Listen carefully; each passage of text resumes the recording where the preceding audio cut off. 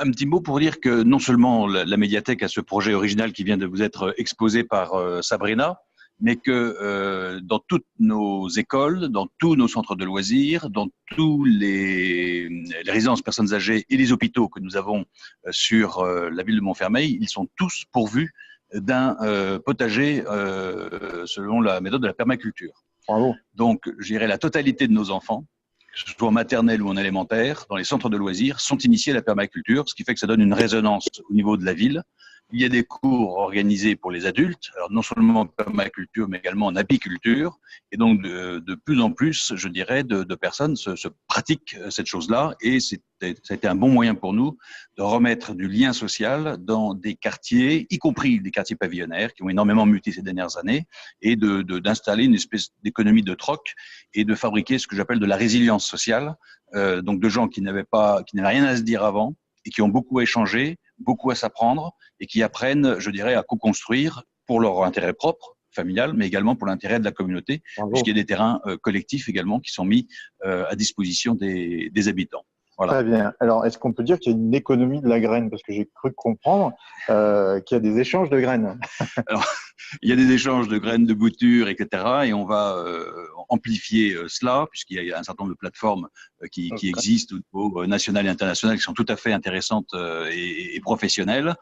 Et moi, mon ambition personnelle, c'est qu'on puisse réintroduire, je dirais, les anciennes espèces qui sont là aussi résilientes, qui sont plus goûteuses et dont on a oublié le goût. Puisque on est quand même à côté de la Cité des Bosquets. La Cité des Bosquets en 2005, c'était pas tout à fait ça. Chaud.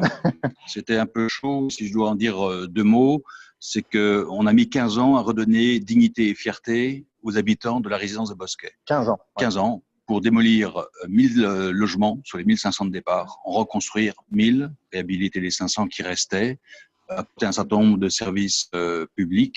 Et je peux vous dire que la délinquance a totalement chuté, que les résultats scolaires ne cessent d'augmenter et que, je dirais, le quartier des Bosquets est devenu, en 10 ans de temps, la référence architecturale pour le reste de la ville. Montfermeil-Ouham, 10 ans, monsieur le maire, si vous continuez à construire sur la ville, ok, mais vous faites aussi joli qu'au Bosquet. Alors qu'il y a 10 ans en 2005, en 15 ans en 2005, c'était une autre affaire.